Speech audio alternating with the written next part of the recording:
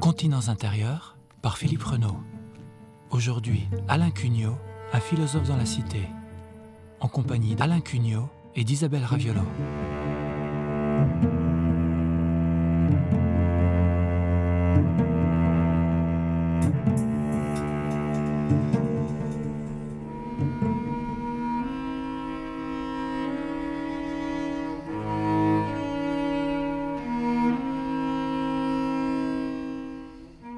Dans le cercle des philosophes français contemporains, Alain Cugnot occupe une place tout à fait singulière, que l'on doit sans doute au fait que son parcours philosophique est doublé, et peut-être même, devrions-nous dire, est porté, par l'ardeur d'une méditation spirituelle au long cours. Méditation dont certaines harmoniques ne sont pas sans rappeler des auteurs comme Kierkegaard ou Michel Henry, s'attachant beaucoup plus à l'individualité, à l'événement, à la rencontre, qu'aux généralités et aux abstractions dont se part souvent la philosophie. Au travers de ses ouvrages, et partant de l'ipséité radicale, vertigineuse du moi et de sa liberté, il s'interroge sur le bonheur, sur l'éthique, sur l'amour ou sur notre soif de transcendance. Mais également, et parce que l'un ne va bien évidemment pas sans l'autre, sur ce que cela signifie de vivre ensemble, sur les notions de bien commun et de justice, c'est-à-dire sur ce qui fait l'essence même du politique. Alain Cugnot est ancien élève de l'École normale supérieure de Saint-Cloud, agrégé et docteur en philosophie. Il a longtemps enseigné la philosophie en Cagne, au lycée Lacanal à Sceaux, et preuve de son engagement autour des questions de justice et de prison, il siège au conseil d'administration de la Fédération des associations Réflexion, Action, Prison et Justice, dont il fut d'ailleurs un temps vice-président. Et pour s'entretenir aujourd'hui avec notre invité, dont les auditeurs pourront d'ailleurs retrouver la bibliographie sur notre site internet, pour s'entretenir aujourd'hui avec Alain Cugnot, nous avons le plaisir d'accueillir de nouveau Isabelle Raviolo, que nous avions eu l'occasion d'entendre à propos de Maître Eckhart, et également lors d'une émission consacrée au père de Cappadoce. Isabelle Raviolo, qui je le rappelle est docteur en philosophie et en théologie, et qui dirige Thomas, revue de philosophie et de poésie, revue à laquelle Alain Cugnot collabore d'ailleurs régulièrement.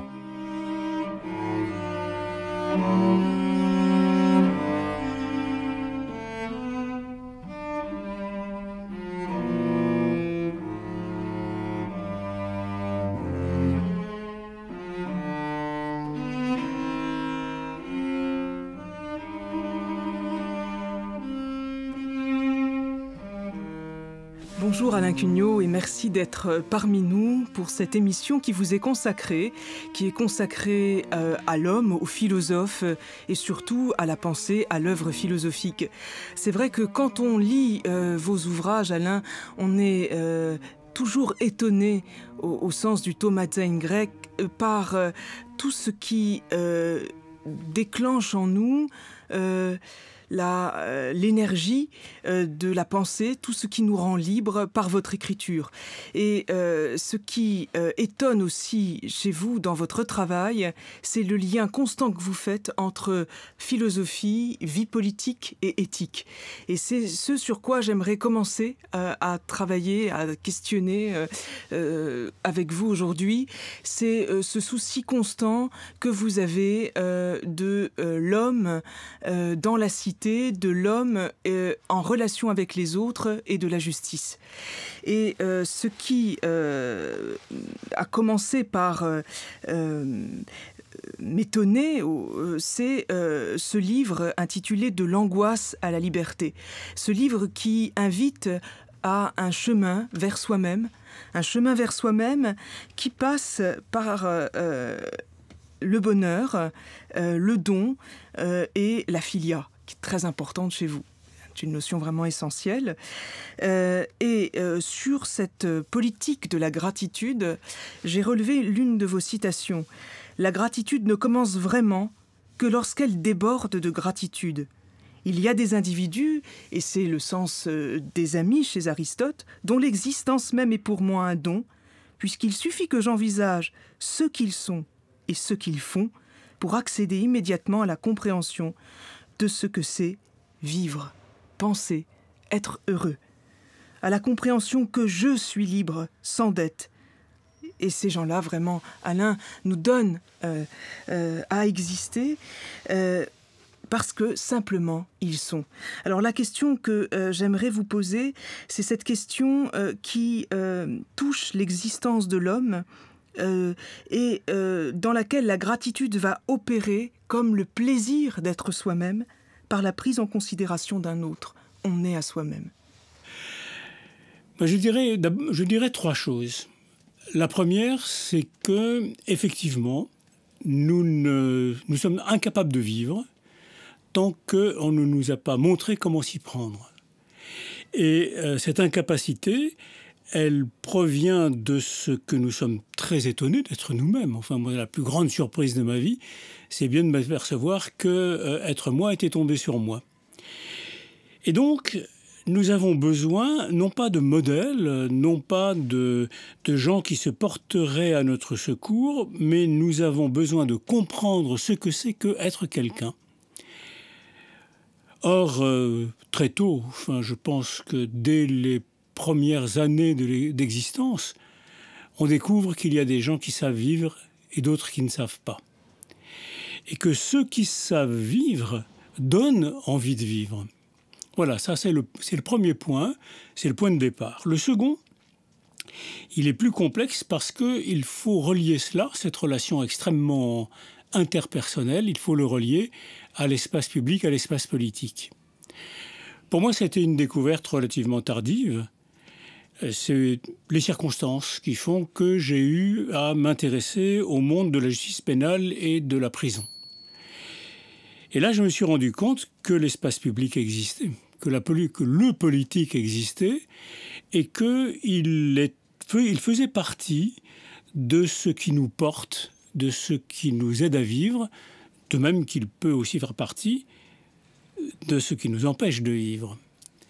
Donc c'est en termes d'espace, ce que Hannah Arendt appelle l'espace public, le domaine public, c'est en termes d'horizon dans lequel évoluer que j'ai rencontré l'articulation entre mais qu'est-ce que c'est qu'être soi, qu'est-ce que c'est que vivre, et puis comment être aidé par d'autres qui ont l'air de savoir, et comment inscrire cela dans la cité, dans l'espace commun, dans l'espace où se tiennent des gens qu'en particulier je ne connais pas.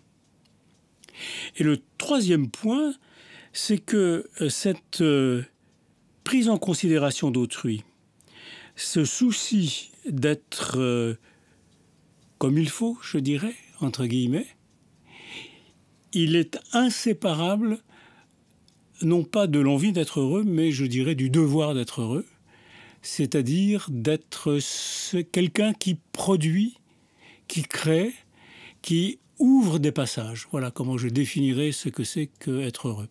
C'est ouvrir des passages qu'on n'avait pas encore ouverts. Merci beaucoup Alain. Et justement, cette réponse qui nous rappelle l'exigence de l'horizon, et vous avez cité Hannah Arendt, que vous citez beaucoup dans De l'angoisse à la liberté, donne à penser finalement cette phrase de Gadamer dans Vérité et méthode, comprendre vraiment, c'est comprendre autrement. Et se comprendre autrement qui libère un horizon, qui ouvre à la présence d'autrui et qui me donne aussi de recevoir d'autrui, eh bien, c'est cette forme de gratitude que vous nommez souvent le lien politique ultime. Et vous dites qu'il y a réellement du politique là où le fait que quelqu'un existe permet à quelqu'un d'autre d'exister. Parce que finalement, et vous l'avez dit dans votre réponse, il a révélé l'horizon dans lequel quelque chose va apparaître comme vrai. Et ce qui est voilà, très fort dans votre pensée, c'est qu'on est soi, on apprend à le devenir par quelqu'un qui est comme un modèle pour nous, hein, pas un gourou, mais quelqu'un qui va nous ouvrir à la vie, au bonheur, à la pensée. On apprend donc ces premières marches dans l'existence par la notion centrale du plaisir. Et ça, c'est capital. Et ça fait bien sûr, vous faites beaucoup écho à Aristote, à l'Éthique à Nicomaque au livre 10. Et justement, C'est très intéressant de vous entendre sur le plaisir. Ah oui, le plaisir. Pour moi, le plaisir, effectivement, rien n'a été dit de plus fort sur le plaisir que les passages que Aristote lui consacre dans l'Éthique à Nicomaque, en effet. Que dit Aristote? Il dit au fond, enfin c'est extrêmement connu, il dit que le plaisir se surajoute à l'acte comme une autre fin, comme une fin qui n'avait pas été voulue. Si je veux le plaisir, je ne l'obtiens pas. En revanche, si j'agis, si je pose des actes, si je suis véritablement en acte, c'est-à-dire si vraiment je m'investis dans une tâche ou dans une autre, alors à ce moment-là, il n'est pas impossible que le plaisir surgisse. Bon, ça c'est ce qu'on peut dire au premier niveau. Mais ce qui est plus intéressant encore chez Aristote, c'est qu'il définit le plaisir comme la suractivation de l'acte. C'est un acte plus en acte que l'acte lui-même. C'est-à-dire que le plaisir, on pourrait le définir en disant que c'est ce qui, dans l'acte, est le plus acte. C'est-à-dire l'intelligence de l'acte. C'est ce qui rend l'acte intelligent. C'est pourquoi, dit-il, le géomètre qui aime la géométrie fait de meilleures démonstrations, l'architecte qui aime l'architecture fait de meilleures maisons. Et c'est pas simplement parce qu'il a du cœur à l'ouvrage, c'est parce que le plaisir n'est rien d'autre que le surgissement de l'horizon dans lequel les choses sont possibles. Je crois qu'on pourrait dire ça. Dès lors, rien, absolument rien n'est plus intelligent que le plaisir. Et justement, si c'est bien le plaisir, comme vous dites, Alain, qui est l'orientation interne de l'acte, c'est ce qui, en quelque sorte, lui donne son énergie même. Et alors, on peut se dire que plus l'activité s'accroît, plus c'est une activité qui est conduite par le plaisir. Et dans tous les domaines, on agit finalement avec plus de discernement, plus de précision quand on l'exerce. Quand on exerce son activité avec plaisir. Alors, de là, vous glissez à la joie. Et alors, c'est très intéressant, puisque la joie politique n'apparaît pas sous la forme d'un sentiment, mais, vous dites, sous la forme de la présence. La présence de tout le politique à des actes qui surgissent dans l'horizon du politique et qui le révèlent. Et ce mode de présence de la joie politique va demander à être pensé complètement. Et pour l'être, vous vous interrogez sur ce qu'est l'acte le plus politique. Et alors, là, vous citez Arendt, La condition de l'homme moderne, et ce très beau passage où elle cite elle-même l'Évangile, un enfant nous est né. Et dans ce très beau passage, elle dit « Seule l'expérience totale de la naissance d'hommes nouveaux, le fait qu'ils commencent à nouveau, l'action dont ils sont capables par droit de naissance, seule cette expérience totale de cette capacité peut octroyer aux affaires humaines la foi et l'espérance. C'est deux caractéristiques essentielles de l'existence. Alors, en quel sens, Alain, le monde politique vaut-il par ces éclosions de nouveautés absolues qui sont les hommes? C'est une question, c'est peut-être la question la plus profonde et la plus fondamentale à propos du politique.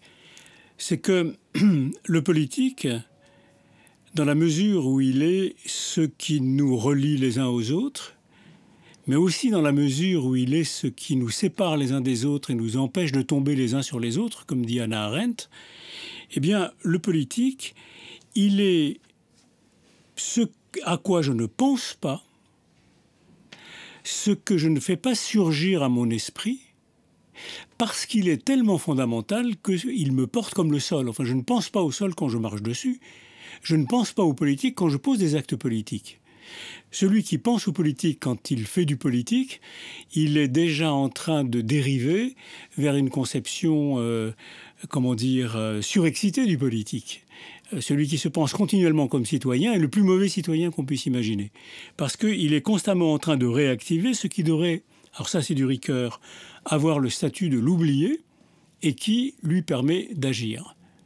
Alors cette capacité du politique de se cacher à l'intérieur de ce que l'on fait, le coup de génie d'Hannah Arendt, c'est de dire, eh bien, cela s'appelle un commencement. C'est-à-dire, c'est au moment où nous commençons quelque chose que nous mobilisons pour de bon ce à quoi nous ne pensons pas, mais qui est passé en nature, qui est devenu ce en quoi nous croyons le plus. D'où cette fin de chapitre absolument extraordinaire, un enfant nous est né, comme étant l'acte le plus politique qu'on puisse imaginer, alors qu'on pourrait dire, mais non, c'est vraiment en dehors du politique, c'est l'acte le plus politique, parce qu'avec la naissance d'un enfant, naît non pas simplement quelqu'un de plus, mais un autre monde. Un monde, c'est-à-dire l'ensemble de possibilités inouïes, de possibilités encore non déployées.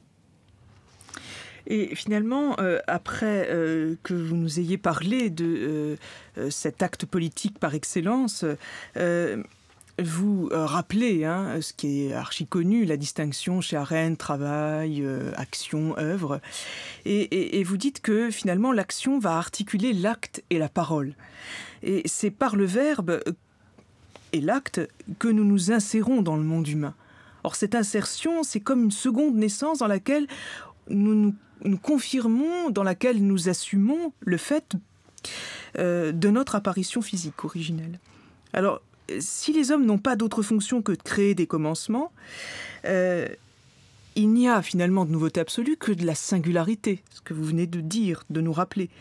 Et toute naissance va envelopper, préfigurer, assumer le surgissement intégral du politique. Mais là où vous prenez vos distances par rapport à Arendt, et où vous allez développer un chemin propre dans votre œuvre, c'est le moment que vous appelez celui de l'inversion par rapport à la condition de l'homme moderne. Et vous dites, je vous cite, « Ce n'est pas la naissance dont l'action est la métaphore, c'est la naissance qui est une métaphore de l'action. » Ou plus exactement, l'essentiel est dans la singularité naissante, mais naissant à elle-même, non pas au monde. Et alors, c'est là que j'aimerais vous poser une question, Alain. En quel sens peut-on dire, par rapport à l'inversion que vous opérez relativement à Arendt, que c'est là où la gratitude va prendre tout son sens? Au fond, la gratitude, c'est la reconnaissance, c'est être reconnaissant. Alors, un tel schéma, ça a l'air de dire, bon, bien, on est reconnaissant envers quelqu'un. Et c'est parfaitement vrai. On est reconnaissant envers une personne, on est reconnaissant, mais où est-ce que l'on peut trouver le maximum de la reconnaissance? Je suis d'autant plus reconnaissant que j'ai reçu de quelqu'un quelque chose que je ne lui dois pas. La reconnaissance a l'air d'être toujours une reconnaissance de dette.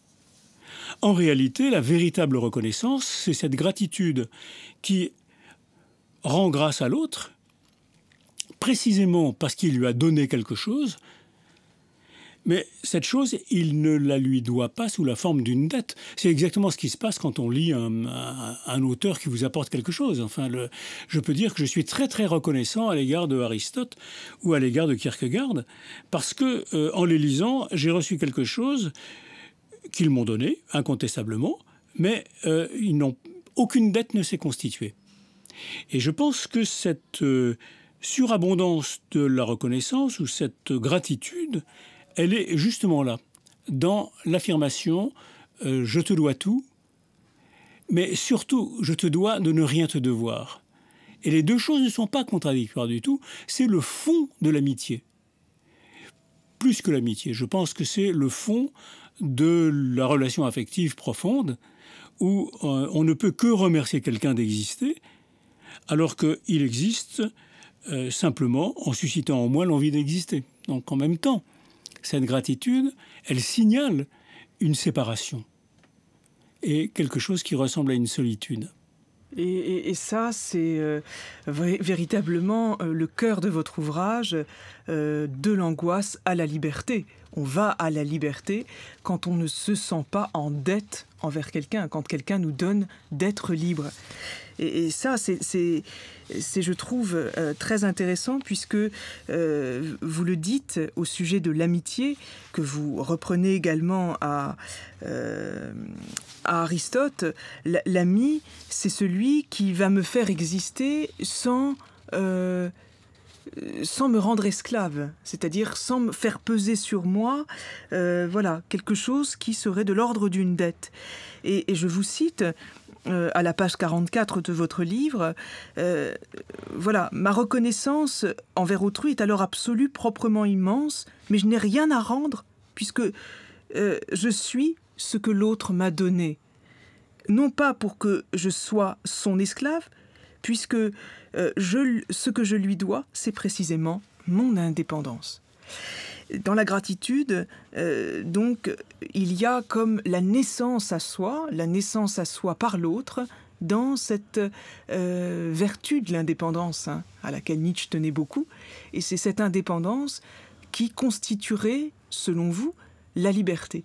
Et là, on la retrouve très fortement dans la blessure amoureuse, puisque, vous le dites vous-même, cette indépendance va ouvrir la possibilité de retrouver l'unité de son existence. L'unité de son existence parce que justement, voilà, je me reçois de l'autre sans que l'autre fasse peser sur moi comme une sorte de chape de plomb en m'obligeant en quelque sorte à lui rendre quelque chose que lui-même, finalement, dont lui-même n'est pas l'auteur.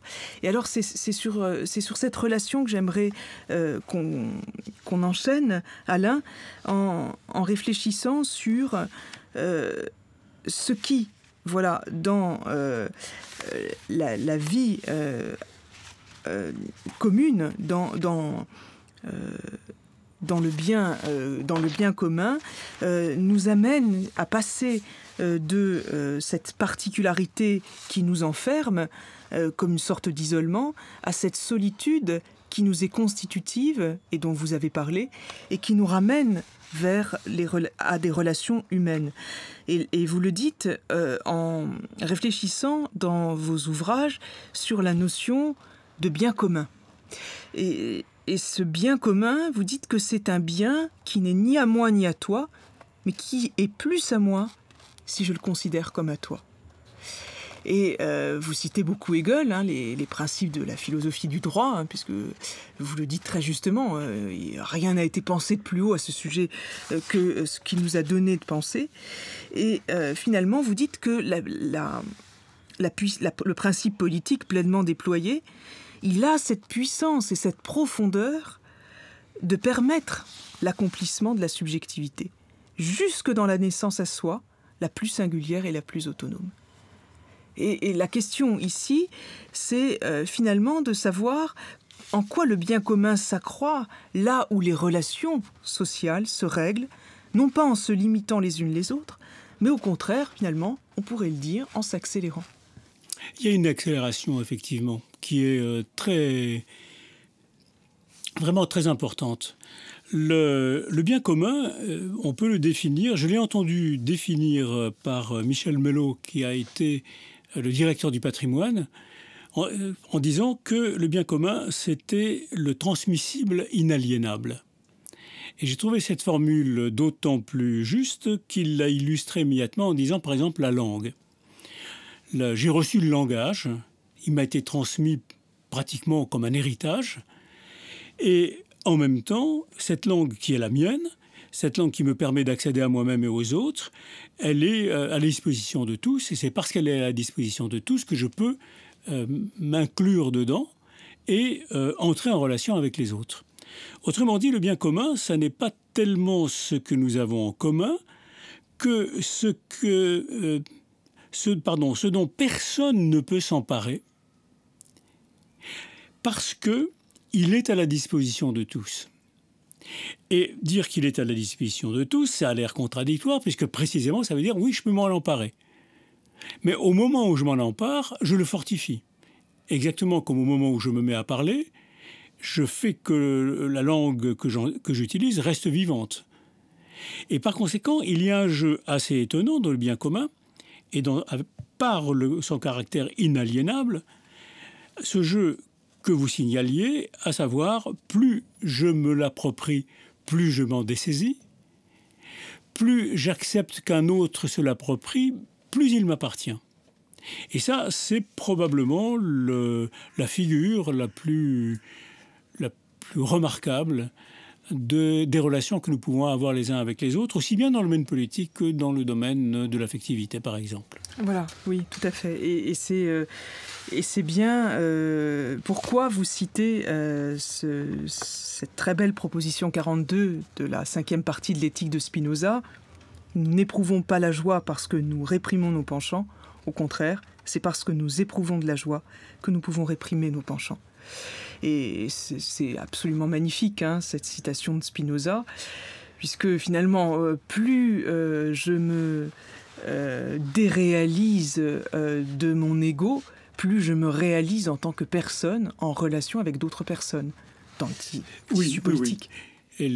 Et c'est également très important ce que dit Spinoza quand il donne comme règle de vie, au fond, d'augmenter l'intensité de sa propre vie, parce que c'est l'augmentation de l'intensité de ma propre vie qui peut la normer, qui peut la limiter et faire qu'elle ne devienne pas une vie dissolue. Il y a la même pensée chez Descartes. Hein. Descartes dit dans des lettres à la princesse Élisabeth, il lui écrit que nous n'avons pas beaucoup de pouvoir sur nos passions, que si nous essayons de lutter contre elles, nous les augmentons, et que la seule manière de les surmonter, c'est de les accélérer.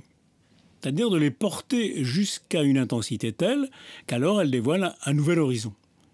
Au fond, les excès, entre guillemets, auxquels je pourrais me livrer, ne sont jamais que des excès en apparence. En réalité, ce sont des affaiblissements du désir. C'est se contenter de ce que je peux attraper, alors que le véritable but du désir était très au-dessus de ce que je peux attraper, disons, dans l'ivresse ou dans l'excès.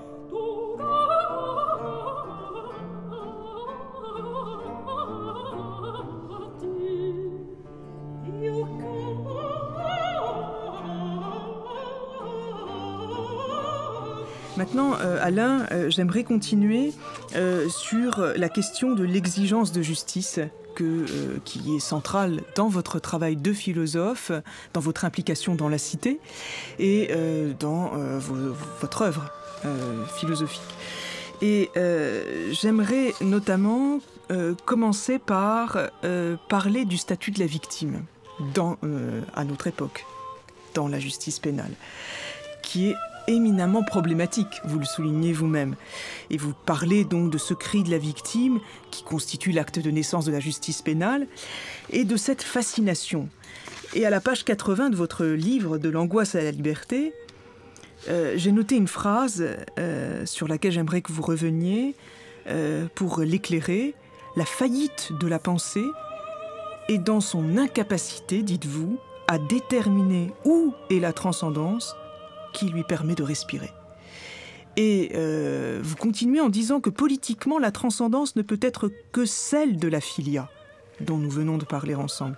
Cette manière dont l'existence de quelques-uns me remplit de gratitude et me donne l'intelligence de mon existence. Et là, vous dites que tout le problème de cette pathologie de la justice pénale aujourd'hui, c'est de mettre la transcendance là où elle n'est pas. C'est de la mettre dans le système lui-même. Et vous continuez en disant que la mécompréhension de la transcendance nous colle, je vous cite, nous colle à la contemplation des victimes, sans pouvoir faire autre chose qu'entrer en empathie perverse avec elles. Alors, de quoi, Alain, cette empathie est-elle le symptôme ? Eh bien, comme vous l'avez dit, le point de départ, c'est la faillite de la transcendance. Faillite de la transcendance politique qui est un phénomène relativement récent, relativement seulement. Il date à peu près, on pourrait essayer de dater, disons en gros, ça date de l'effondrement de l'URSS. C'est-à-dire le moment où le néolibéralisme s'est répandu sans frontières. Or, l'essence même du néolibéralisme, c'est que tout se règle par des relations contractuelles, des relations privées. Et dire qu'il n'y a que des relations privées, c'est dire, eh bien, rien n'est transcendant. Ou la seule transcendance que nous pouvons ériger, c'est celle du papier signé qui fait que nous nous engageons mutuellement. Or, cette vie est impossible. Cette vie de la relation contractuelle, poussée jusqu'au bout, est impossible. Parce qu'elle transforme les êtres en êtres de gestion, en êtres de procédure, et donc elle aboutit à une véritable décérébration, puisque tout doit être calqué sur des procédures définies à l'avance. Donc on pourrait entrer dans les détails et montrer comment ça fonctionne, mais ce n'est pas là le principal. Le principal, c'est que quand vous privez les gens de transcendance, ils la cherchent. Ils la cherchent pour parvenir à montrer qu'ils ne sont pas des animaux, qu'ils ne sont pas des êtres de besoin, mais qu'ils sont des êtres de désir. Et c'est là où la victime va jouer son rôle. Si je peux m'indigner infiniment devant la souffrance d'un enfant innocent, alors cela prouve que je ne suis pas un être simplement réduit à ses besoins. J'ai une conscience, j'ai une âme, je peux découvrir l'infini.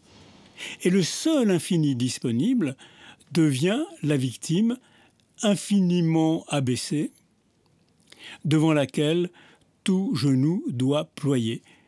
J'emploie ces formules exprès, puisque vous les avez reconnues, ce sont celles de saint Paul, lorsqu'il parle du Christ.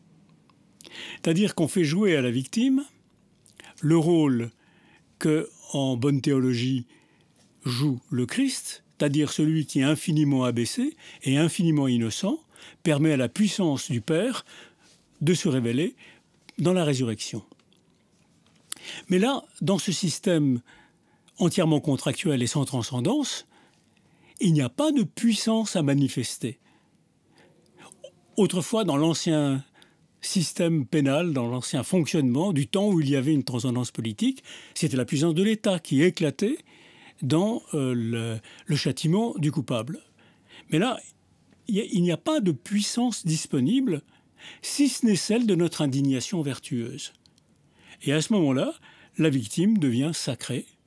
Elle est la preuve que nous ne sommes pas des bêtes, mais en même temps, nous ne pouvons pas la tirer de son état, puisqu'elle remplit une fonction quasiment sacerdotale d'être la preuve que nous sommes des êtres d'infini et non pas des êtres de finitude.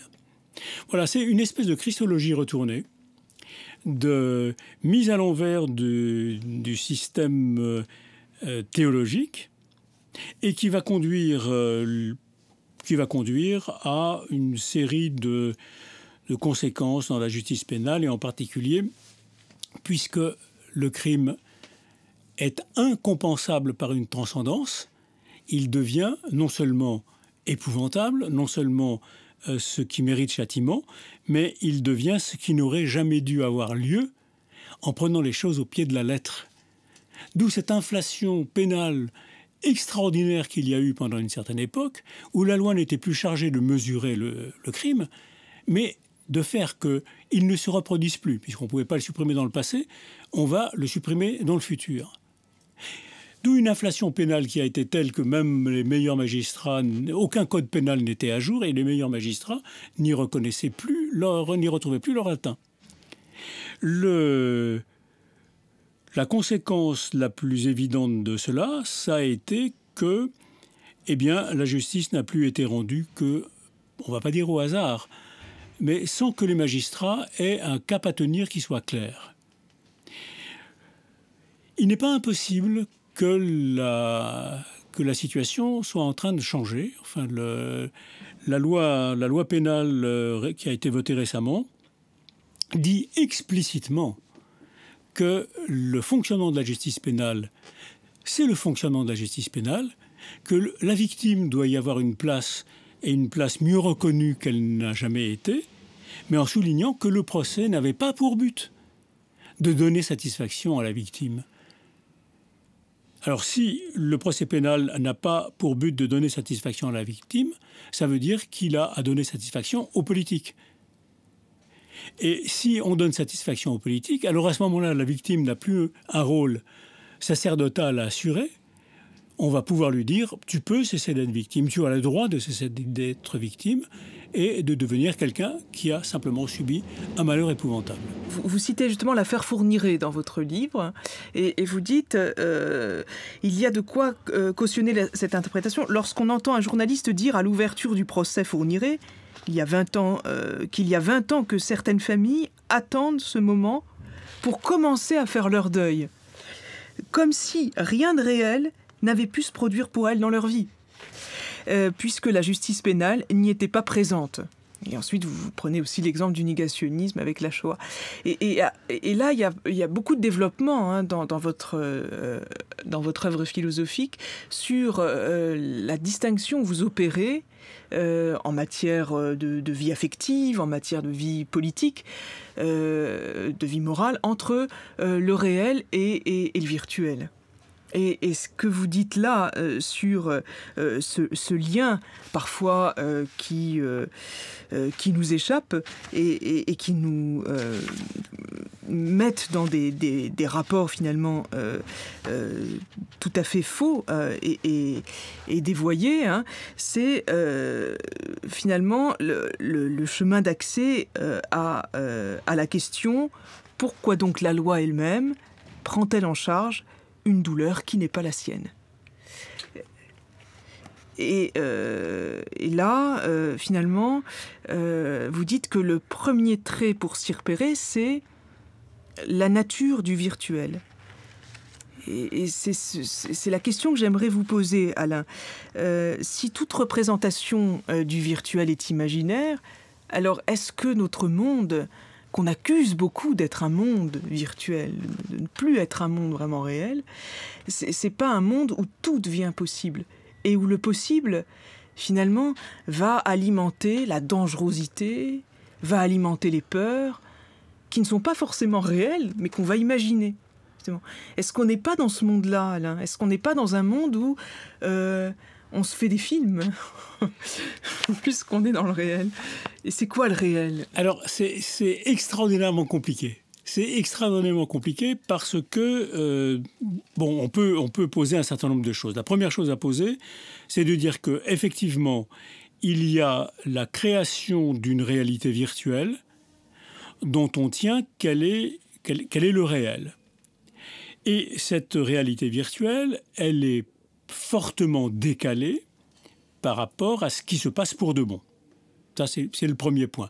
Ce sont les exemples pris à propos de la justice pénale lorsque les journalistes disent rien ne s'est passé avant que le procès n'existe puisque la seule source de réalité sociale, c'est la justice pénale elle-même. Alors que c'est faux. Ou alors, lorsque vous regardez les informations, lorsque vous regardez le journal télévisé, on vous parle d'un incendie. Vous avez l'impression qu'on vous a parlé de tous les incendies. Mais les incendies, il y en a plusieurs fois par jour. J'en ai vu un à côté de chez moi dont la télévision n'a jamais parlé.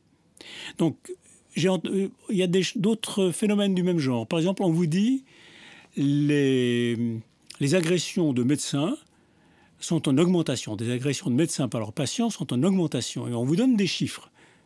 Alors, effectivement, on vous dit, mettons, il y a eu 12 000 agressions de médecins, alors qu'il n'y en avait eu que 6 000 l'année dernière. Mettons, ces chiffres sont totalement folkloriques. Simplement pour montrer ceci, oui, il y a eu une augmentation, mais quand il y avait 6 000 agressions par an, ça voulait dire beaucoup par jour dont on ne parlait pas. Donc il suffit de vous répéter ça 3-4 fois.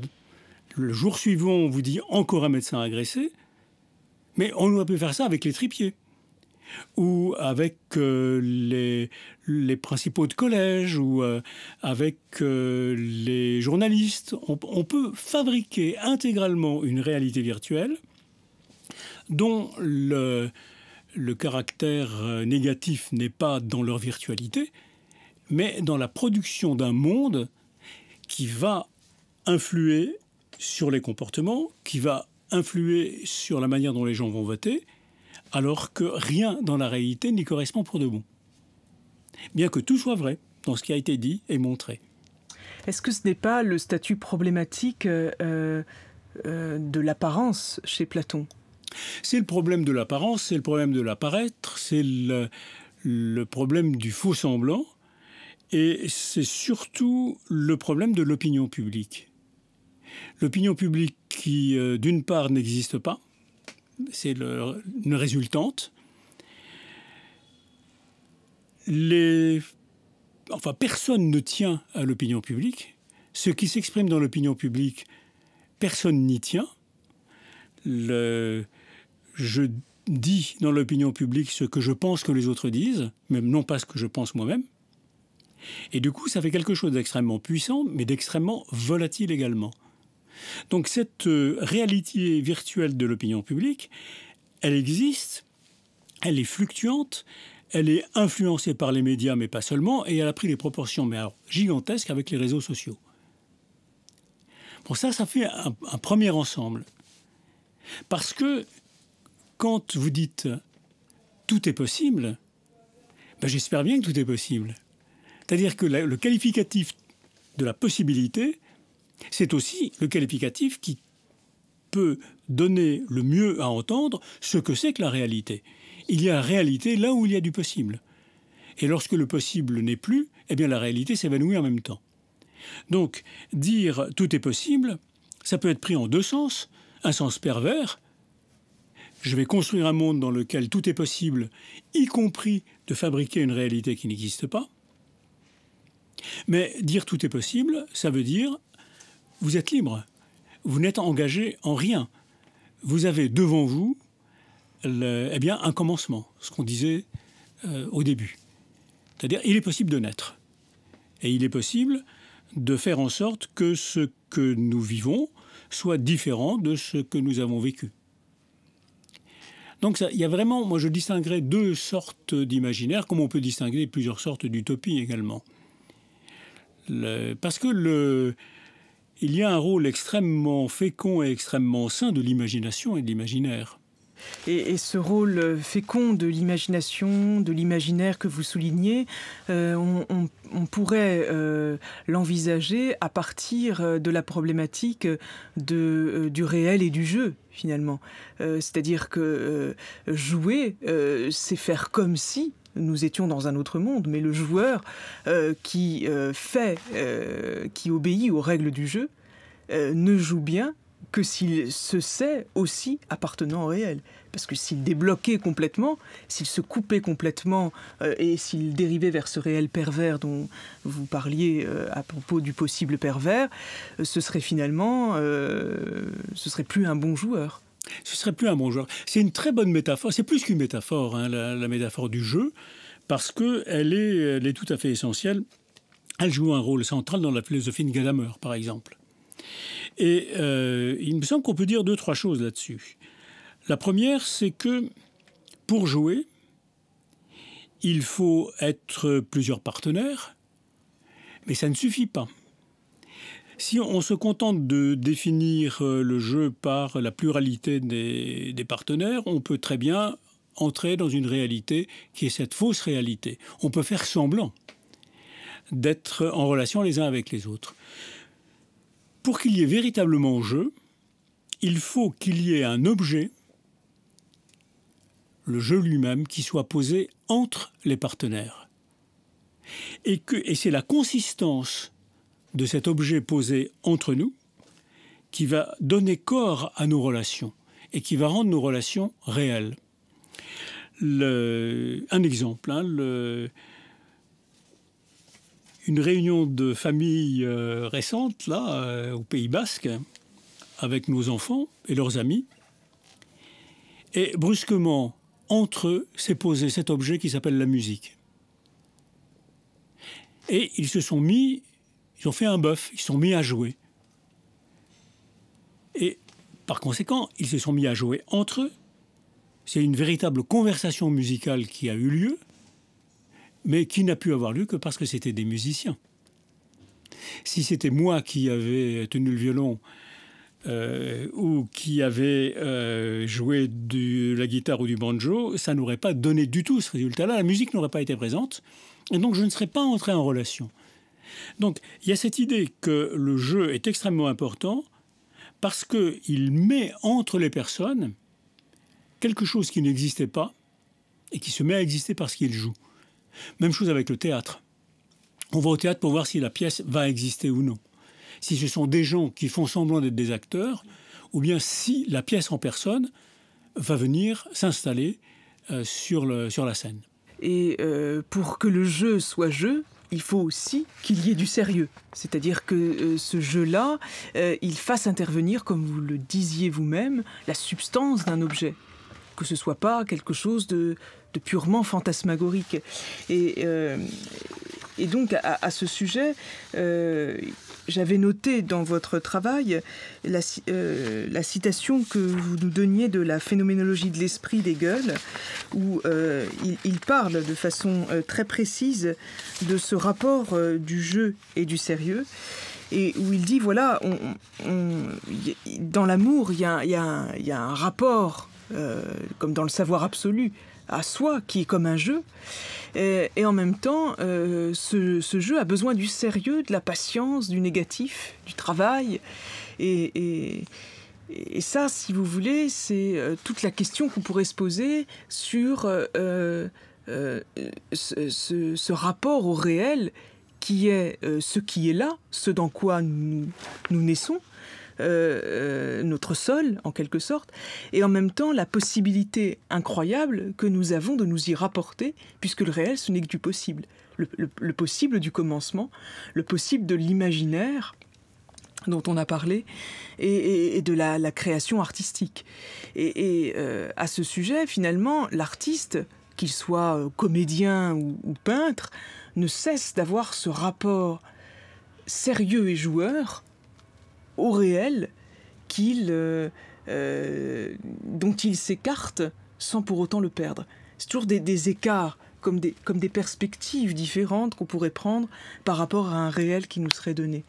Et à ce sujet, la question que j'aimerais vous poser, Alain, c'est dans quelle mesure, finalement, devenir soi-même, accéder à cette liberté et à ce plaisir, à ce bonheur de vivre, à cette joie d'être, ce n'est pas finalement devenir l'homme que je suis par un imaginaire sainement déployé, on pourrait dire. C'est-à-dire un imaginaire que je laisse vivre et qui accroît mon rapport au réel. Ah, je pense que c'est très vrai. Mais alors, vous avez dit une foule de choses, extrêmement complexes, mais avec cohérence. Le point de départ, ça a été Hegel. Lorsque Hegel dit que si on veut réduire la relation à un jeu de l'amour avec lui-même, la chose va s'affadir jusqu'à la mièvrerie, dit-il à peu près, enfin je cite de mémoire. Et ce qu'il a dans la tête, c'est les relations dans la Trinité. C'est-à-dire, si vous pensez les personnes de la Trinité comme s'aimant entre elles, n'oubliez pas qu'il y a la croix. Et qu'il y a eu un moment quand même très difficile dans leur relation mutuelle, le moment de l'abaissement absolu, de la mort, du négatif, dit Hegel. Et s'il n'y a pas ce négatif, eh bien nous sommes privés du sérieux. Alors ça veut dire, à mon sens, ça veut dire ceci. Qu'est-ce que c'est le sérieux, le vrai sérieux, pas l'esprit de sérieux? Le vrai sérieux, c'est ce qui, pour nous, est tellement fondamental que nous ne le remettons pas en question. C'est le sol. Et dans ce sol, il y a quelque chose d'épouvantable qui s'appelle la mort. Donc, je ne peux pas me rejoindre moi-même d'une manière authentique si, d'une façon ou d'une autre, la mort n'est pas prise en considération. Mais si je prends la mort en considération, je suis fichu. C'est quelque chose dont, quand on s'en approche, rien de vivant ne peut en sortir. Donc la seule relation saine que je puisse avoir avec la mort, c'est de jouer de telle sorte qu'elle soit enveloppée dans le jeu et qu'elle ne puisse plus transparaître que sous la forme de ce qui se joue. Je dirais, c'est le statut de l'œuvre d'art. Qu'est-ce que c'est qu'une œuvre d'art? Qu'est-ce que c'est qu'un tableau? C'est ce qu'a déposé sur une toile quelqu'un qui était aux prises avec cette question, mais comment est-il possible de vivre alors qu'on est mortel? Et la réponse est, mais ne t'intéresse pas à ta propre mort, intéresse-toi à ce qui se montre ici et maintenant comme vie possible. Et si on fait cette connexion, ce qui va se déposer sur la toile sera tellement fort, parlera tellement de ce qui a été surmonté, que les gens resteront en admiration devant parce qu'ils percevront quelque chose de l'acte de création, c'est-à-dire quelque chose qui a été capable de traverser le négatif pour le transformer en positif. Et est-ce que ce n'est pas ce que vous décrivez, ce passage, ou cette passion au sens théologique, on peut dire, qui se montre dans la très belle œuvre cinématographique de Bergman, et notamment dans le 7e Sceau, cette partie d'échec entre la mort et le chevalier qui revient des croisades. Et justement, c'est comme une mise en abîme de la métaphore, puisque si ce chevalier joue aux échecs avec la mort, il parle avec elle tout jusqu'à la fin, jusqu'à cette danse macabre finale. Et dans une conversation avec la mort, qu'il ne sait pas être la mort, il veut comprendre pourquoi. Et la mort lui dit, y a rien à comprendre. Et ces scènes de films sont absolument en écho profond avec ce que vous venez de dire, Alain, puisque on peut se dire que quand on se heurte au réel, quand on se cogne contre lui, le summum du réel, c'est cette mort. Et cette mort, on a à la surmonter. Et est-ce que dans ce dépassement, dans cette Aufhebung, on n'est pas amené aussi à se dessaisir du pourquoi? Donc est-ce que la philosophie, qui s'interroge sur le pourquoi, y a-t-il quelque chose plutôt que rien? Pourquoi y a-t-il quelqu'un et pas personne? Qu'est-ce que c'est que ce rien? C'est quand même une chose aussi. La res, c'est le réel aussi. Et en même temps, on est devant ce que Maître Eckhart disait, le sans pourquoi. J'ai lu Silesius qui le reprend. Alors je fais écho aux mystiques parce que je sais que vous êtes beaucoup intéressé à eux, aux mystiques, et que votre œuvre en est bien sûr tout entière imprégnée. Et donc, est-ce que finalement le philosophe n'a pas lui-même à mourir à sa raison sans pour autant qu'on aille dans la misologie, c'est pas du tout la question ici, mais est-ce qu'on n'a pas à renoncer devant le réel, face au réel, à quelque chose comme une volonté d'emprise sur lui? Est-ce que le réel, c'est pas l'absente de tout bouquet? C'est pas justement ce qui nous confronte constamment à la mort, pas la mort finale, l'arrêt cardiaque, mais voilà, cette mort incessante qui est d'une certaine manière la condition de possibilité du vivre. Alors là aussi, que de choses. On peut repartir du début et de ces scènes admirables de l'ouverture du 7e Sceau, enfin, si on peut dire, le début du film. Et en particulier, la conversation du chevalier et de la mort. Il y a, dans cette conversation, il y a quelque chose de très très remarquable. C'est que rappelez-vous, le chevalier joue aux échecs avec la mort et il a vu une faille dans le jeu de la mort. Il a vu une faille. Il va battre la mort. Mais le malheureux va se confesser. Et à son confesseur, qui bien sûr est la mort, il dit « je vais le battre ». Il n'a pas vu que si je déplaçais mon cheval, il était mat. Et là, moi, je l'interprète non pas comme « n'allez jamais vous confesser », mais comme « ne parlez jamais avec la mort ». Ne vous intéressez pas à la mort. Parce que la seule manière de la battre, c'est précisément de ne pas s'adresser à elle. Et à ce moment-là, non pas que le chevalier aurait vécu, mais il n'aurait pas été pris par la mort, qui d'ailleurs, quand il lui demande « mais il y a quoi pourquoi ?» Enfin, la question du « pourquoi ?» la mort lui répond « j'en sais pas plus que toi ». Enfin, il n'y a pas de réponse. Il n'y a pas de réponse. Et c'est parce qu'il n'y a pas de réponse qu'il est justement possible de jouer et qu'il est justement possible de tourner le dos à la mort sans inquiétude. Elle ne viendra pas m'attraper par derrière sous prétexte que je lui ai tourné le dos. Et je pense que c'est la raison de ce texte admirable de Maître Eckhart, celui qui demanderait à la vie 1000 fois « Vie, pourquoi vis-tu » 1000 fois la vie lui répondrait « Je vis parce que je vis ». Et je crois qu'il n'y a pas d'autre réponse et que c'est cette fragilité, ce caractère à la fois très sûr de la vie et en même temps ne sort pas du futur immédiat dans lequel tu es enclenché, parce que c'est dans ce futur immédiat que tu peux faire des choses, que tu peux t'adresser à la réalité et que tu peux devenir toi-même réel.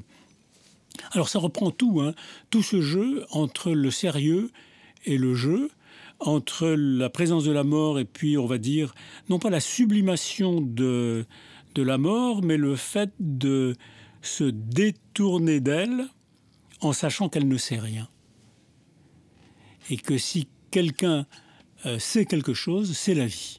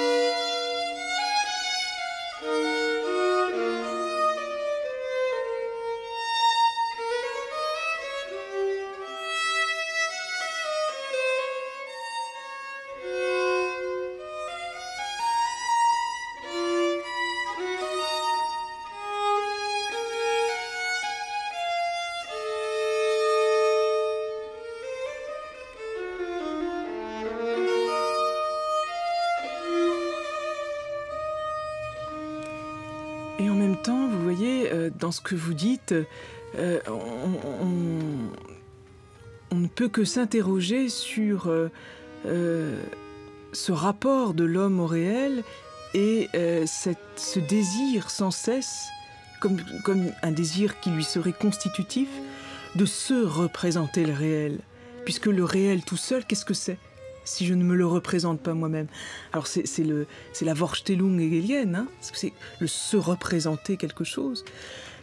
Parce que le réel, finalement, c'est le nu, c'est le précaire, c'est le ras des choses, et il n'y a rien si je ne le fais pas d'abord advenir. Donc en quelque sorte, toujours le réel est en lien avec l'imaginaire. Toujours, finalement, nous jouons du réel en jouant avec lui. Et en même temps, je reviens sur ce que vous m'avez appris à l'instant, hein, c'est dans l'acte même du jeu que je peux vivre. Jamais, finalement, dans le fait de me reculer par rapport au jeu que je fais. Parce que dès le moment où vous le disiez très justement, hein, le chevalier dit, voilà, je suis en train de faire ceci et cela, je vais mettre la mort mate, sans là, je ne peux plus jouer. La question que j'aimerais vous poser, c'est est-ce que finalement, on n'est pas, quand on est dans le réel, hein, ce que disent les phénoménologues, hein, finalement, est-ce qu'on n'est pas dans la vie même dans une déprise de notre subjectivité rationnelle tout le temps, hein. C'est ce que dit Sartre, hein, cette transcendance de l'ego. Moi, je n'existe que dans la mesure où je fais les choses, où je suis dedans, et jamais dans cette réflexion, cette auto-réflexion qui finalement finit par me faire perdre prise avec le réel. Il n'y a pas de possibilité de se rencontrer soi-même. Je crois que c'est quelque chose qui nous échappe totalement. En même temps, il n'y a pas d'autre réel que la réalité du moi, que la réalité de l'ego.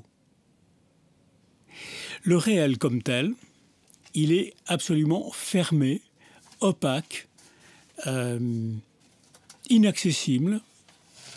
Et la seule manière que nous avons de lui donner quelque chose, de faire en sorte qu'il ne soit pas refermé sur lui-même, qu'il ne soit pas l'inaccessible dure réalité quel pléonasme dit Lévinas, la seule manière que nous avons, c'est de l'interpréter, c'est-à-dire de produire des choses, d'imaginer, de créer des artifices, d'écrire des poèmes, d'écrire des choses qui sont complètement en dehors du réel. Sinon, le réel demeure cette chose opaque. Mais il y a un fragment de réalité, le seul fragment de réalité qui s'ouvre, le seul fragment de réalité qui est aussi présentation, c'est moi. Et donc la singularité du moi est quelque chose d'absolument incontournable et qu'il est très difficile de mettre à la base de la réflexion. Je ne connais que 2 philosophes qui ont vraiment pris au sérieux le fait que être moi était un fait et que c'était le seul accès à la réalité qui existait, c'est Kierkegaard et Michel Henry. Donc 19e siècle, 20e siècle. Autrement, tous, mais tous à même égale, disent, bon, le moi, c'est pas intéressant, puisque des millions de fois, je dis moi, je crois que j'ai dit quelque chose, en réalité, je n'ai rien dit, puisqu'on est des milliards à dire moi et à avoir dit moi. Mais ça laisse filer quelque chose d'absolument essentiel, qui est, non, rien d'autre n'existe que l'individu singulier. C'est-à-dire, n'existe que des solitudes absolues, s'ouvrant sur le réel, et qui, en s'ouvrant sur le réel, le font apparaître, le décrivent, le peignent, le chantent, le mettent en musique, font des pièces de théâtre ou inventent des histoires d'amour les uns avec les autres. Et pourtant, Descartes s'est beaucoup intéressé à la question du sujet, puisque l'épreuve, la seule épreuve réelle, c'est la res cogitans. Oui, c'est vrai. S'éprouver soi-même. Descartes, mais le cogito de Descartes n'est pas... Enfin, le cogito dont parle Descartes n'est pas ce fait que Descartes était Descartes. Au contraire, il le transfère presque immédiatement dans « mais quelle est la proposition scientifique ?» Absolument inaltérable, eh bien c'est « je pense donc je suis ». Quelles sont les propriétés de cette proposition? C'est la clarté, la distinction, etc. C'est-à-dire qu'il quitte le caractère concret, réel, singulier du moi pour en faire quelque chose de très très intéressant, de très fort, et qui est le cogito tel qu'on le connaît chez Descartes. C'est un « je pense ». Alors, il y a un moment, effectivement, où Descartes s'approche très très près de cette singularité, c'est la fin de la méditation 3. C'est le moment où il démontre l'existence de Dieu d'une manière tout à fait étonnante par l'idée de parfait. J'ai l'idée de parfait en moi. Qu'est-ce qui a pu la mettre? C'est pas mes parents, c'est pas moi-même, ce sont pas mes maîtres.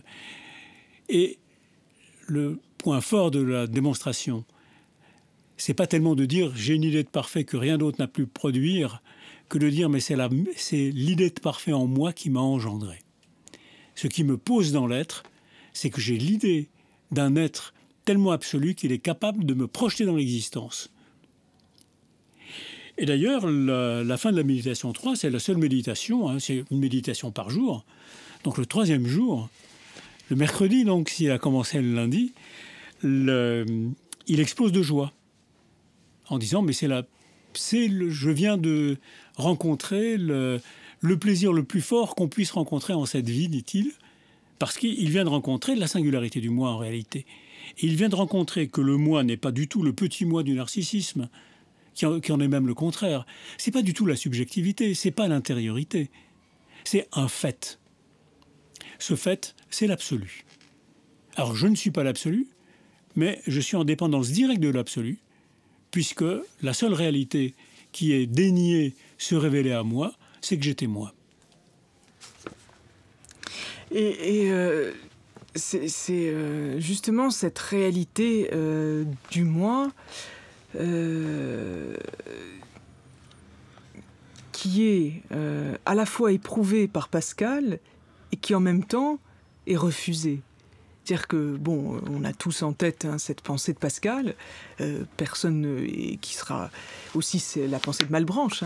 Moi, je connais pas, je sais pas qui je suis, moi. C'est la grande inconnue. Et en même temps, je fais l'épreuve de moi dans l'inconnaissance. C'est très étonnant. La position de Pascal par rapport au moi est très très étonnante. Alors, je ne sais pas très bien l'interpréter. Je ne sais pas comment interpréter ce misérabilisme de Pascal, cet abaissement du moi, cette affirmation que si on m'enferme dans une chambre seul avec moi-même, je serai désespéré. Même les rois sont obligés de poursuivre des lièvres, sans ça ils mourraient d'ennui, ce qui est parfaitement vrai. Mais vous avez un texte symétrique, mais symétrique terme à terme, et qui dit exactement le contraire d'un Rousseau dans les rêveries du promeneur solitaire, où la coïncidence de soi avec soi ouvre à Rousseau quelque chose qu'il qualifie carrément de béatitude, enfin de vraiment coïncidence avec le surgissement dans l'être comme étant la chose la plus jouissive. Alors c'est très étonnant chez Pascal parce que Pascal est un des esprits les plus forts qu'on puisse imaginer.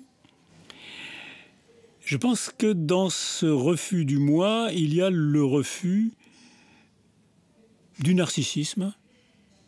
C'est-à-dire que, curieusement, Pascal n'a pas creusé jusqu'à la pointe de la subjectivité qui est le fait d'être soi. Pourquoi il ne l'a pas fait? C'est étonnant, c'est tout à fait étonnant.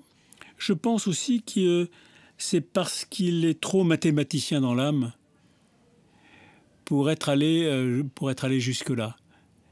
Pascal, c'est quand même quelqu'un qui a écrit une œuvre incroyable, les pensées, c'est-à-dire des fragments non reliés les uns avec les autres et qui ont le statut d'une anamorphose au fond. C'est-à-dire que Pascal est quelqu'un qui vous dit, si vous trouvez la place où tous les fragments que je vous ai proposés prennent un sens, eh bien constatez que c'est que vous avez la foi. Donc il est à la recherche de ça. Il est à la recherche d'une place conduite par une rhétorique extraordinaire.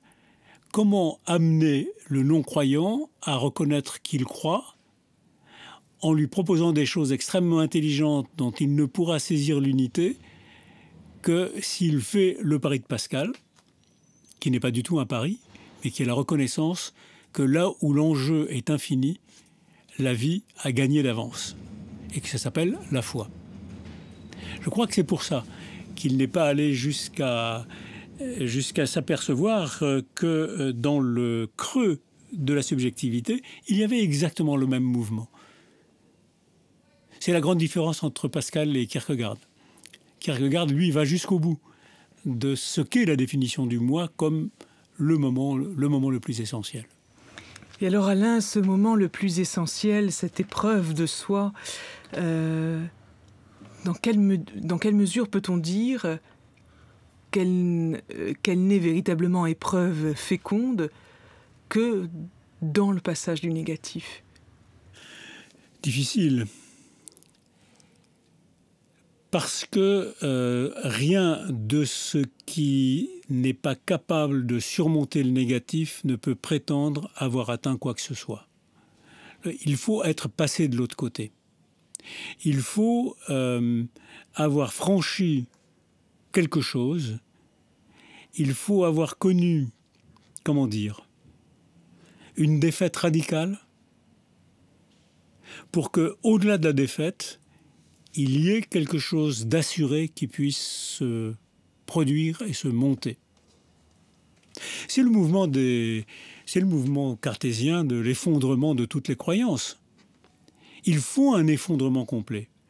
Et si cet effondrement complet n'a pas eu lieu, ou s'il a été masqué, s'il a été occulté, eh bien je pense qu'on ne peut pas parvenir à cette libération qui consiste à dire « et maintenant, que va-t-il se passer ?» Et maintenant, qu'est-ce qui va venir vers moi et qui promet d'être au moins aussi intéressant que ce qui a précédé. Alors au fond, est-ce que le réel, si je vous entends bien, le réel c'est moi, dans cette rencontre essentielle et profonde avec moi-même, est-ce que le réel, c'est pas ce qui m'excède toujours? C'est ce qui m'excède toujours, évidemment. Parce que le réel, c'est moi, mais moi, j'ai un double fond. Enfin, j'ai un double fond inaccessible, qui est ce qui me produit de moment en moment dans l'existence. Qui fait que, en ce moment même, je peux constater que oui, je vois des choses. Et donc, il y a le fait d'être excédé par, en l'un des sens du verbe excéder, mais on peut aussi faire jouer l'autre sens. Enfin, c'est aussi des fois terrible que de constater à quel point les enjeux sont immenses et les moyens dont nous disposons sont réduits. Mais c'est bien ça, l'enjeu réel. Hein. C'est bien ça, c'est bien cette affirmation que je suis le réel, ce qui veut dire j'ai traversé le négatif. Et ce qui veut dire que le principe finalement de qui je suis, comme épreuve de soi, c'est un principe essentiellement excessif. C'est un principe excessif, c'est pourquoi je ne peux le voir que diffracté dans des œuvres, des gens, des arbres, des oiseaux, des libellules et toutes sortes de choses. Alors justement, les libellules, vous en parlez, et cela nous permet de parler de votre avant-dernier livre, puisque le tout nouveau vient de sortir, Le philosophe et la libellule. Et ce que j'ai beaucoup aimé, c'est quand vous dites dans l'introduction de ce livre, voilà, au départ, j'étais partie, et ça je l'ai appris parce que j'ai été votre élève, mais vous ne nous l'aviez jamais dit. Je parlais beaucoup des animaux quand même. Oui, je me souviens de ceux qui avaient une très très bonne note et à qui vous dessiniez un bel hippopotame. Un hippopotame d'honneur, oui. Un hippopotame d'honneur. Mais j'ai appris dans ce livre que vous aviez commencé une thèse avec Simondon sur les toiles d'araignée. Et que, bon, après, vous avez pris un autre chemin. Et toujours, moi, quand j'ai lu ce livre, je me suis dit, Alain, c'est Aristote. C'est-à-dire, c'est le philosophe. Merci. C'est le philosophe ancré quoi, dans le vivant, dans le réel, dans le monde, dans le rapport aux autres, à tous les autres en fait, hein, aux animaux. Et vous me disiez à l'oral un jour, j'aime les libellules parce qu'elles sont guerrières. Est-ce que vous pourriez nous parler de ces libellules, de ce que c'est pour vous de faire de la philosophie dans la nature, en contact avec les choses du monde et les êtres vivants? Mais justement, au moment où je vais voir les libellules, je ne fais pas de philosophie. C'est une coupure, c'est une attitude d'esprit totalement autre, au point que j'ai mis longtemps à accepter que j'aille voir les libellules et les oiseaux en me disant « tu ferais mieux de corriger tes copies et de préparer tes cours ». Mais au moment où je vais voir des bestioles et les photographier en particulier, au moment où je vais voir des libellules, je vais voir quelque chose qui n'est absolument pas un texte, pour une fois, mais qui pourtant se présente comme une sorte de texte dont le sens est tellement disponible qu'il est là en face de vous. C'est-à-dire, il n'y a pas de traduction possible. Une libellule, elle est comme ça. Comme une phrase, elle est comme ça. Et cette libellule qui se présente à vous, vous allez pouvoir la déterminer, vous allez pouvoir dire, eh bien, c'est telle espèce et non point telle autre. Donc c'est quelque chose de très précis. Et en même temps, elle ne vous dit rien d'autre que « je suis comme je suis ». Ce qui est une des propositions les plus reposantes qu'on puisse imaginer, et en même temps les plus excitantes, qui éveillent vraiment la curiosité. Et lorsque je vais voir donc les libellules, que j'entre que j'ai les bottes aux pieds, que j'entre dans les marécages, que je me débat avec des tas de choses qui n'ont rien à voir avec la pensée, je me sens en même temps dans une sorte de très grand silence qui fait que je sais que je suis en train, malgré tout, d'exercer une forme de pensée. Et que cette forme de pensée, elle a comme contenu non pas des idées, mais des êtres qui volent, qui vont et qui viennent. Alors pourquoi est-ce que j'aime les libellules en tant qu'elles sont guerrières? Eh bien parce que elles, comment dire, je n'aime pas les papillons, aussi beaux soient-ils, parce que je les trouve mièvres. Pourtant, il y en a de très beaux. Et je connais des lépidoptéristes qui m'arracheraient les yeux quand je dis ça. Alors qu'au moins, les libellules, eh bien, elles ont un côté nietzschéen d'affirmation totale de soi. Et si elles mangent quelque autre, même une autre libellule, eh bien, tant pis. Voilà, c'est cet aspect-là qui me plaît dans le côté guerrier de la libellule, c'est qu'elle... on ne va pas s'attendrir dessus. Ah, on va l'admirer. De redoutables prédateurs. Ce sont de très redoutables prédateurs, pas dangereux du tout pour l'homme, donc c'est comme le sublime chez Kant, je ne risque rien. Et donc, voilà, on ne va pas s'attendrir, c'est pas des gentils animaux, c'est des méchants animaux, mais qu'est-ce qu'ils sont beaux! Et leur beauté compense leur méchanceté, ou plutôt fait disparaître leur méchanceté, transforme leur méchanceté en autre chose. Mais alors justement, puisque nous parlions de la représentation tout à l'heure, en quoi un artiste qui va représenter une libellule va nous la donner à voir? Est-ce que la libellule représentée, qui n'est plus la même que la libellule que je vois dans la nature, c'est une autre libellule ou c'est la même? C'est la même. C'est la même. Il y a quelque chose qui m'a beaucoup plu dans la fabrication de ce bouquin, La libellule et le philosophe, c'est qu'à l'origine, il devait y avoir mon texte et mes photos de libellules. Et c'est une idée de mon éditrice, c'est une idée de Sophie de Sivry, qui a dit non, les photos, ça ne va pas. Et c'est vrai que quand il y a un texte et une photo, la photo et le texte s'entre-dévorent. Ou bien vous lisez, ou bien vous regardez les photos. Enfin, il y a quelque chose qui ne va pas. Il faut, a-t-elle dit, des dessins. Parce que le dessin se marie très bien avec le texte. Ne serait-ce que pour des raisons typographiques. Vous pouvez faire entrer une aile de libellule dans le texte, à condition qu'elle soit dessinée. Bien. En fait, c'est Christelle Hainaut. C'était la première fois qu'elle dessinait des animaux. C'était pas du tout sa tasse de thé. C'est Christelle Hainaut à qui on a demandé de reproduire les photos, de dessiner les photos. Le début a été catastrophique parce que justement elle les a interprétées, elle les a stylisées. Mais c'était horrible, c'est comme quelqu'un qui aurait recopié un texte grec sans vraiment respecter respectant vaguement la forme de l'alphabet grec. Et puis dire, voilà, ça c'est Aristote, mais un Aristote illisible. Alors, on a discuté et elle a été un peu déçue parce qu'elle avait l'impression que ça réduisait sa part d'interprétation. Et elle a reproduit, mais strictement ce qu'il y avait sur les photos, à la nervure près. Je ne sais pas si elle a été satisfaite du résultat. Moi, je suis extrêmement satisfait du résultat parce qu'on voit apparaître bien plus que ce qui apparaissait sur la photo. On voit apparaître la libellule anchois, si vous voulez. La libellule telle qu'aucune libellule ne pourra l'égaler.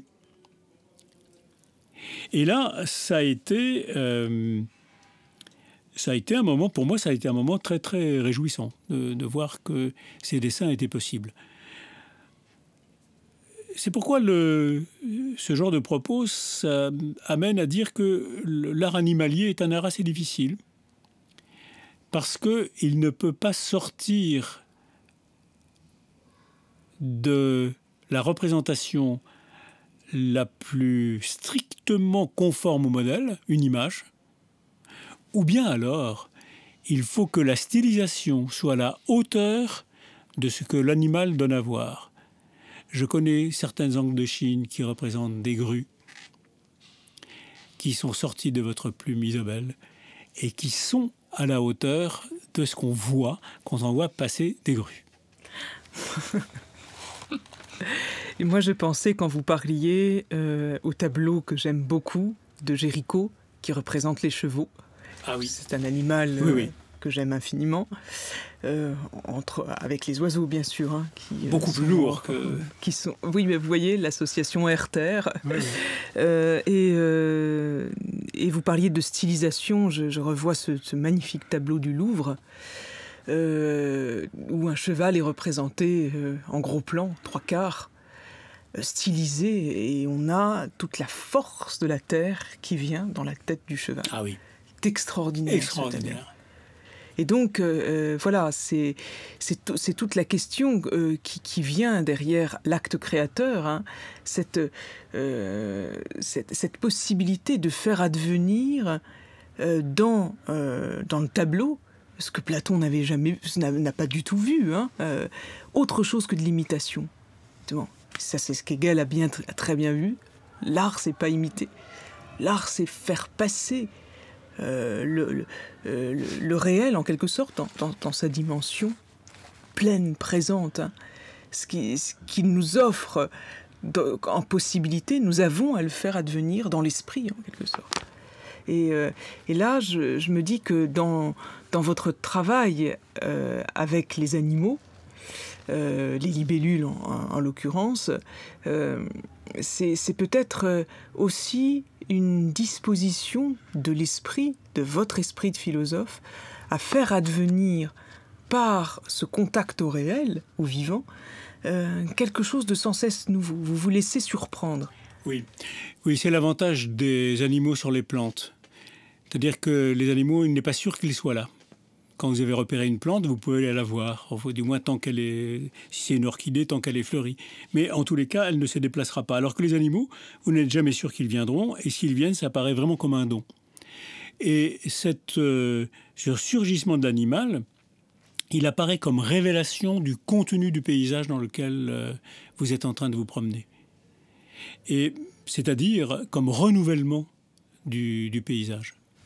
Et ce renouvellement du paysage dont vous parlez, c'est aussi cette... est-ce qu'on pourrait le rattacher à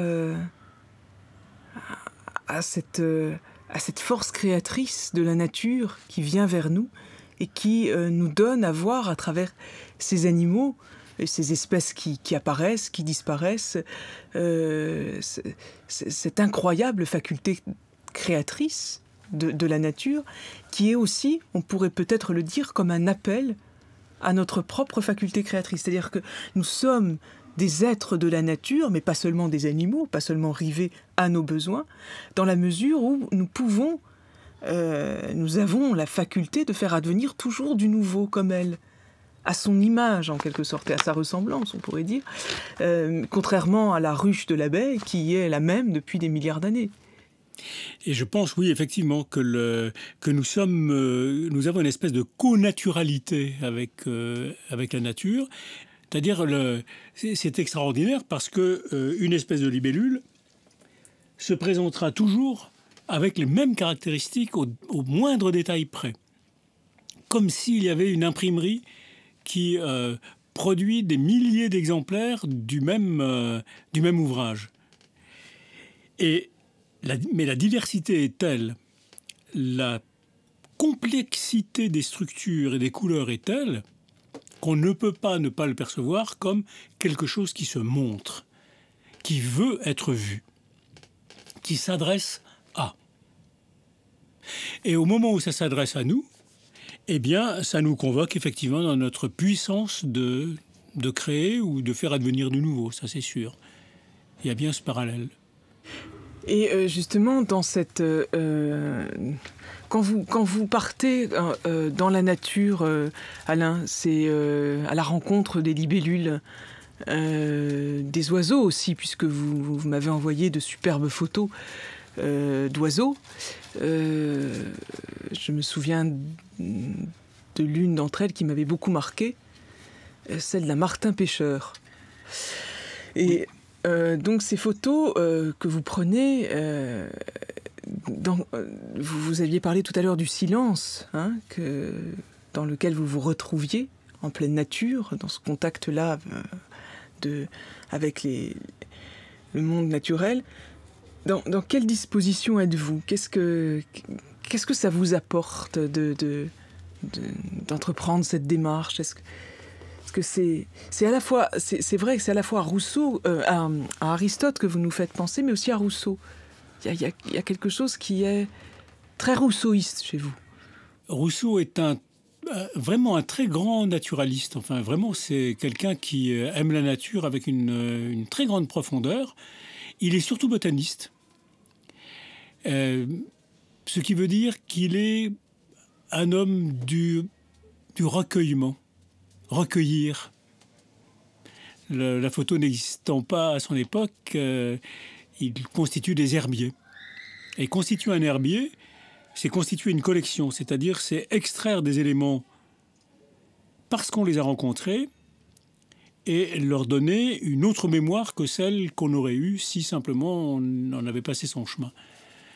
Avec les photos, c'est pareil. Hein, photographier les animaux, c'est pareil. Ça veut dire se rendre attentif.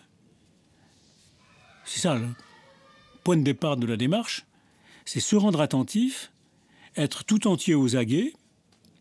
Et ce que la photographie va apporter par rapport à ça, c'est qu'elle va vous livrer la simultanéité des événements pendant 1 millième de seconde, disons.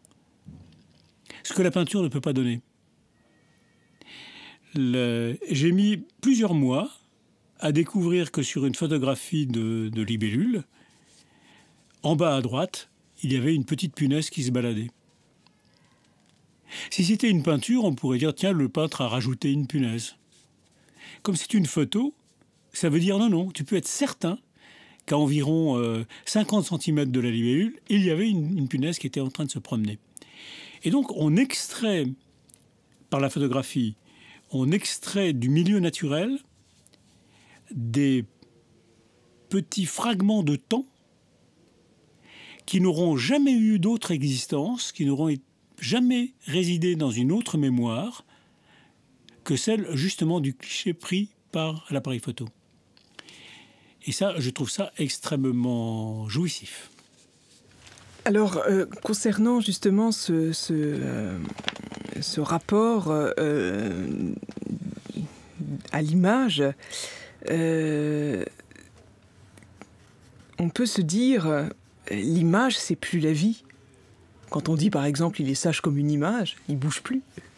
C'est plus vivant. Donc, d'une certaine manière, l'image, c'est mort. Alors, et en même temps, vous nous dites, non, c'est la vie. Il y a quelque chose que j'ai pris là, au moment même, et comme si j'avais retenu quelque chose d'une rencontre, d'une simultanéité de la rencontre? Alors, deux choses là-dessus. La première, oui, c'est mort. L'image est morte. L'image est morte et je me demande si ça n'est pas par cet aspect-là que je n'ai jamais été séduit par la vidéo, par le cinéma. Je n'ai jamais eu envie de filmer les animaux, j'ai eu envie de les photographier. Et je pense qu'il y a là une parenté avec la chasse, effectivement, c'est-à-dire avec le fait de tuer, sauf que je ne tue pas du tout. Mais c'est vrai qu'il y a une parenté entre la photographie et la mort, entre l'image et la mort, puisque devant toute image, devant toute photographie, je peux dire, eh bien, cela n'est plus. Tel paysage ou telle disposition des plantes, eh bien, cela a disparu. Et cette disparition, elle n'est pas triste, mais elle a le même contenu étonnant que le souvenir. C'est-à-dire que ce qu'il y a de prodigieux dans le souvenir, c'est que ce qui était la banalité même est devenu l'inaccessible. Et bien là, c'est pareil. Ce qui était vraiment très très banal, une libellule posée sur une plante, maintenant que c'est photographié, eh bien cela ne reviendra plus jamais. Cela a définitivement disparu et il ne reste que la trace. Et s'il n'y avait pas la trace, on ne saurait même pas que ça a disparu. Donc je crois qu'il y a ce premier aspect. Il y a un autre aspect, et c'est Pascal qui l'a signalé, quelle vanité que la peinture. Alors là, qui fait que l'on n'admire pas les originaux. Et voilà, on admire... pas la ressemblance. Voilà. On admire la ressemblance. Mais pas les originaux. Et pas les originaux. Souvent mal compris, d'ailleurs. Je pense qu'on le comprend de travers, en général. Je pense que c'est une apologie de la peinture. Mais oui. Et non pas une critique de la peinture. Ouais. Ça veut dire... C'est la reprise et la critique de la dévalorisation du reflet chez Platon. Je pense que Pascal dit, mais vous avez vu ce qu'était une peinture? C'est une ressemblance. Et parce que c'est une ressemblance, nous l'admirons infiniment, alors que les originaux nous laissent de côté, ne nous intéressent pas. Même Sellier, l'éditeur de Pascal, fait un contresens puisqu'il explique en note, il explique que, Pascal, comme les gens de son temps, ne savait pas ce qu'était l'art et il pensait qu'il fallait admirer la virtuosité du peintre et non pas la peinture elle-même, ce qui, effectivement, comme vous le disiez tout à l'heure, est un contresens absolu. Ce qu'il y a de prodigieux dans la ressemblance, dans le reflet, dans l'image, c'est que nous n'avons affaire qu'à la surface, qu'au pur apparaître d'un objet qui a maintenant disparu. Et que donc, ce qui se donne dans le reflet, c'est la possibilité d'avoir affaire au monde alors même qu'il est absent. C'est ce qu'il y a de commun entre une image et une pensée. Je ne peux pas penser en présence du monde. Je ne peux penser qu'en l'absence du monde. Et par conséquent, toute pensée, aussi présente à elle-même soit-elle, est un éloignement de la réalité. Une entrée dans cet imaginaire dont vous parliez. Alors si les images sont des images mortes, c'est à la façon dont l'écriture sur une page est une pensée morte. Oui, mais il ne reste plus qu'à la réanimer. C'est là. C'est une trace qui est faite pour être réanimée. Oui, et vous vous souvenez de ce très beau paragraphe, je crois que c'est le paragraphe 295, à la fin de Par-delà bien et mal, où Nietzsche dit « Qu'êtes-vous devenu, ô mes pensées, maintenant que vous voilà écrites et peintes, alors que vous voliez, vous dansiez, maintenant vous êtes morte ». Alors bien sûr, on pense au mythe de Teut, qui est un mythe extrêmement complexe aussi, parce que c'est pas une critique directe et absolue de l'écriture. D'ailleurs, nous l'apprenons par un texte. cette critique du texte chez Platon. Il l'a écrit. Donc oui, voilà. Et voilà, c'est un très beau texte du Phèdre, hein, un des plus beaux mythes de chez Platon, vraiment superbe. On est là dans toute la complexité du rapport de l'homme à voilà, du rapport de l'homme à ce qui lui est donné, aux phénomènes. Et ces phénomènes qui sont à la fois ceux qui se donnent à lui et en même temps ceux qui se retirent. Ceux qui se retirent. Et la pensée se retire. Moi, je connais deux